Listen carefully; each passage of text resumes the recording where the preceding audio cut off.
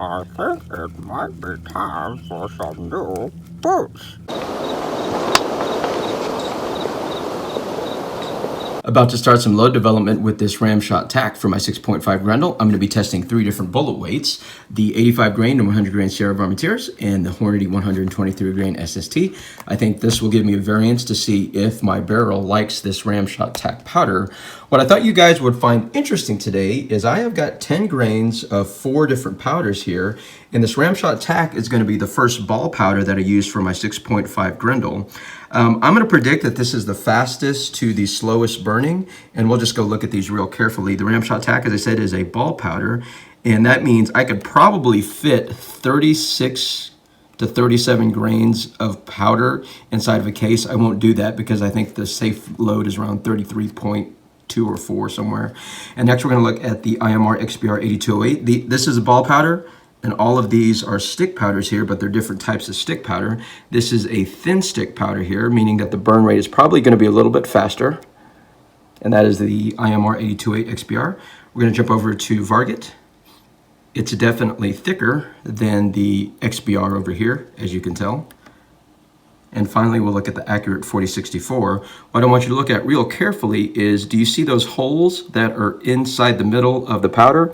This is a hollow stick powder, meaning you can really shove a bunch of powder inside of a case and it'll crush and it won't really give you pressure, so you could really shove a lot of that. But this is probably going to be the slowest burning powder for the Grendel. So I'm going to burn these and let you see the different burn rates.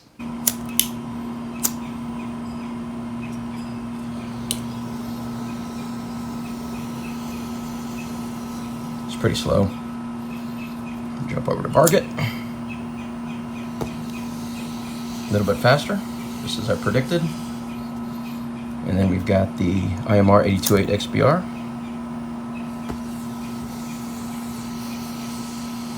That's about the same burn rate as Varget, actually. And then Ramshot. Fast.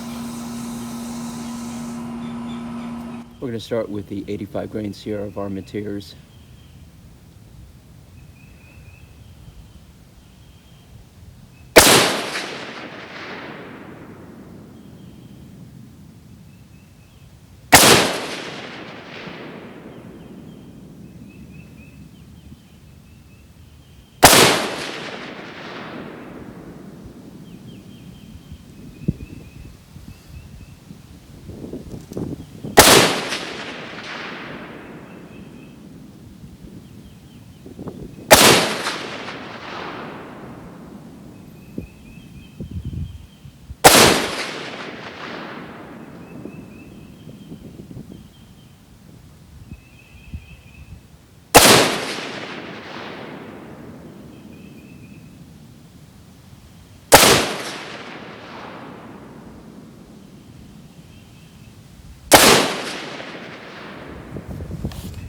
You can't see it from your angle, but I'm basically shooting right above the grass line, so these may be a little bit wonky.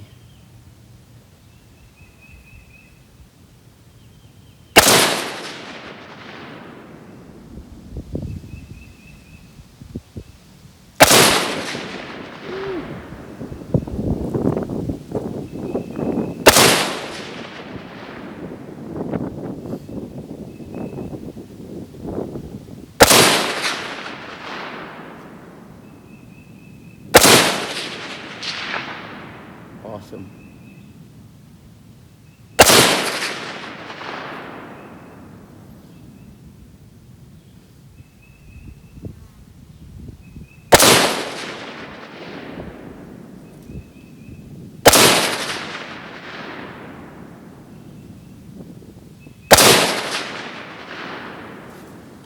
First visual inspection, the lightest loads with both the 85 grain and the 100 grain seems to be the tightest group, but I could actually live with both of these groups here being the fastest. I just have to check which has the most consistency and velocity, and we will go with those loads.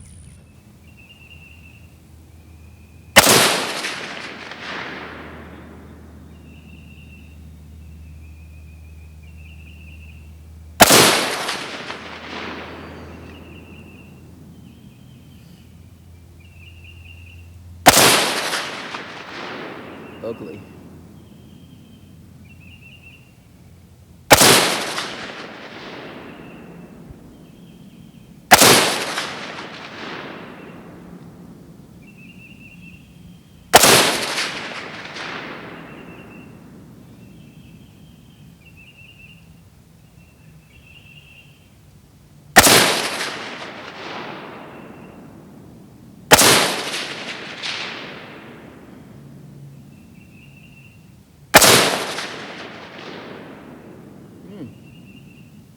that one may not be too bad.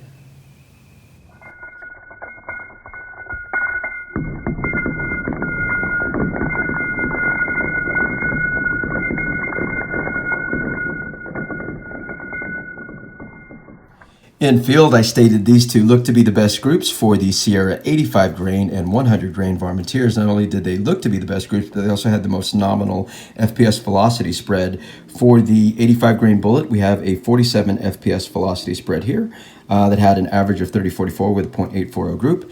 And for the 100 grain bullet, we had a single digit 8 FPS velocity spread with a 2761 average with a .532 group. So if you look at this load here, at 32.1 grains, we had a single digit spread, but look at that group at .1020. That's doable, but I'm going to tell you why I'm going to stick to this. And if you look at this group here, we had an awesome .397 group, 2 bullets going through the same hole, but the same deal here, 2 bullets to that same hole. But look at that velocity spread at 111 FPS. So what is happening that is awesome is I have got twins using Ramshot and the IMR 828 XBR. So look at this information here, and let's jump over to the Ramshot or the IMR information. 3056 with IMR compared to a 3044, a .501 group compared to a .840 group, and a single digit 6 FPS compared to a 47 FPS. Let's go over to the 100 grain Sierra Varminteers using the IMR 828 XBR. We've got a 2717 compared to a 2761, 50 FPS difference. We've got a .412 group compared to a .532 group, a single digit 8 there compared to a 10 FPS group here. So this is what I basically have is when I run out of powder with one load, I've got another load that's basically the twin. Where Ramshot is going to make a big difference for me is with this bullet here, the Hornady 123 grain SST using 28.6 grains. I have finally a sub MOA group at .720. I've got to show you my current load right now, which is pretty much double that, using the IMR 828 XBR. Let me find this. The load that I currently have is at 1.841 group, which is which is horrible.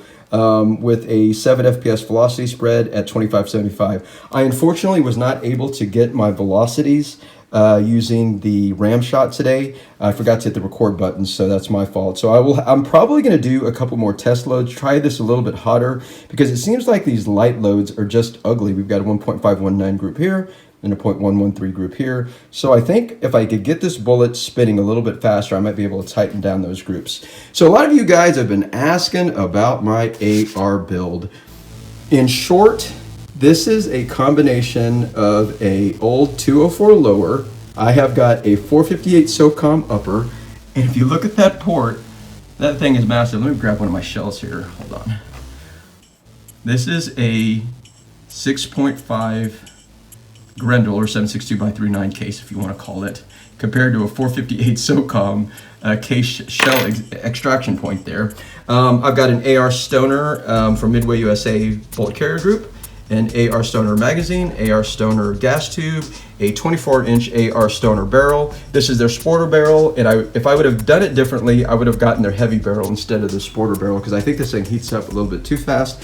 I've got an old 7.62x39 Voodoo comp brake here, which I really like, Atlas bipod. And the most important part for me, and yeah, I told you about the buttstock. You could look at the video last week that talked about that, and 2 videos back I talked about my brass catcher here.